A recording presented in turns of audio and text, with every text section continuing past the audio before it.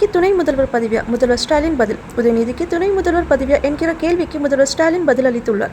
சென்னை கொளத்தூர் தொகுதி வீனஸ் நகர் பகுதியில் முதல்வர் ஸ்டாலின் இன்று நேரில் ஆய்வு செய்தார். அப்போது துணை மின் நிலையம், குடிநீர் வழங்கல் மற்றும் கழிவுநீர் அகற்றும் நிலையத்தையும் அவர் பார்வையிட்டார்.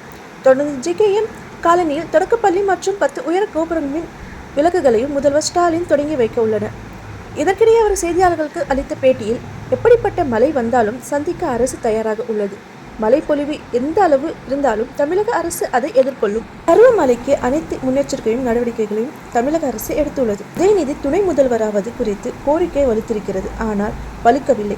இவ்வாறு அவர் தெரிவித்தார். அமைச்சர் உதயநிதிக்கு துணை முதலமைச்சர் பதவி வழங்க வேண்டும் என்று பரபரப்பாக பேசப்பட்டு வரும் நிலையில் இப்போதைக்கு உதயநிதிக்கு துணை முதல்வர் பதவி இல்லை என முதல்வர் ஸ்டாலின் சூசனமாக பதிலளித்துள்ளார்.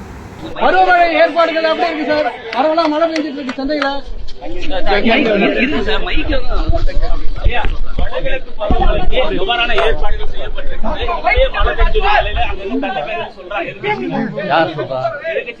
எங்க காட்ட சொல்லுங்க, எங்கன்னு காட்ட சொல்லுங்க, தண்ணி எங்க காட்ட சொல்லுங்க.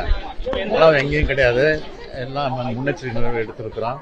அதற்கான ஏற்பாடு நடந்துருக்கு. பருவமழைக்கு முன்னாடியே தென்பெரும்பூர்ல இப்ப நம்ம சென்னைக்கு மழை பெஞ்சிருக்கு. நேற்று ஒரு நாள் மட்டுமே பாண்டிச்சேரி மழை அதிகமா இருக்குங்கிறத போர்காஸ்ட்ல சொல்லிட்டாங்க. எப்படிப்பட்ட மழை வந்தாலும் சந்திப்பதற்கு இந்த அரசு தயாரா இருக்கு.